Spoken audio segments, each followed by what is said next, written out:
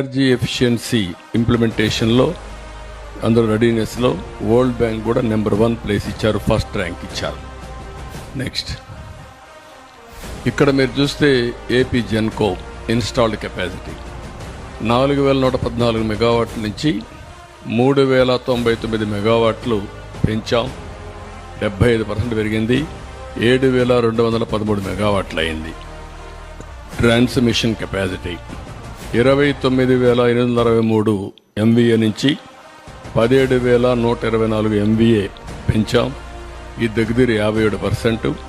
46987 MVA పెరిగింది. Installed renewable energy capacity solar wind రెంట్లో కూడా బ్రేకప్ ఇచ్చారు.